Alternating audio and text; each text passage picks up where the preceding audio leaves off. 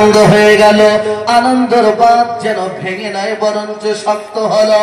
আনন্দ থেকে চিন্তা বেড়ে গেল, কারণ ওই বান্দাটা জানে দয়ার নবী বিশ্ব নবী জনাবে মুহাম্মদুর রাসূলুল্লাহ সাল্লাল্লাহু আলাইহি ওয়াসাল্লাম বলেন, নবী আমার বলেন, যে আমানতের খেয়ানত করবে, যে আমানতদারিতা বজায় রাখবে না, যে আমানতের খেয়ানত করবে, আমানতকে বজায় রাখবে না, ওই বান্দাটা কিয়ামতের ময়দানে, হাসরের ময়দানে তার যখন বিচার শুরু হয়ে যাবে, মহামাহশরে যখন বিচার শুরু হয়ে যাবে, ওই আমানতদারি না মেনে চলার কারণে একেবারে সে ফেঁসে যাবে।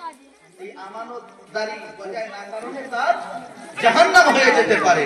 শোনাচ্ছেন যুবক, ওই মাটির কলসি নিয়ে ওই বান্দাটা, ওই আল্লাহর বান্দাটা চলে গেলেন।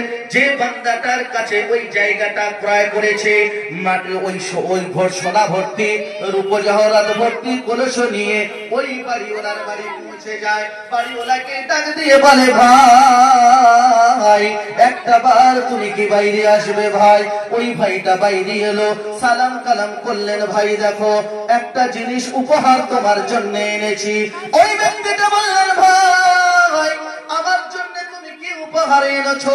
এই বাড়িওয়ালা বললে, ভাই তুমি যে আমার কাছে জায়গাটা বিক্রি করেছো, ওই জায়গায় আমি ঘরটা ডেভেলপ করার জন্য, উন্নতি করার জন্য মাটি খুঁড়েছি, একটা মাটির কলসি পেয়েছি।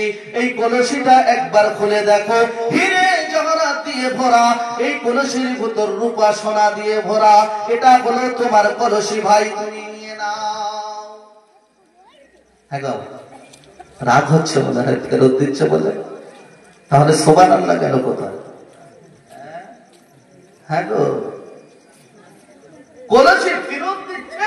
কত আমানতদারি দেখো, কলসিটা নিয়ে ফেরত দিতে গিয়েছে যে প্রয়োজন নেই, কিন্তু ওই ব্যক্তি বলছে এই কলসটা যে আমার, এর প্রমাণ কি আছে বলো, জোরে বলো।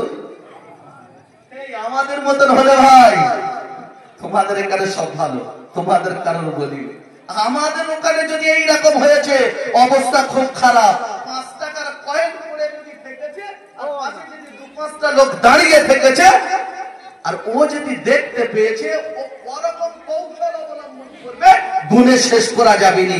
টাকাটা কিন্তু নিতেই হবে, চাই সে পাদে ঘষে হোক আর মানুষের চোখে ধুলো দিয়ে ধোঁকা দিয়ে হোক। নেবে না, নেবে না? এতগুলো টাকা সোনা দানা নিয়ে ফেরত দিতে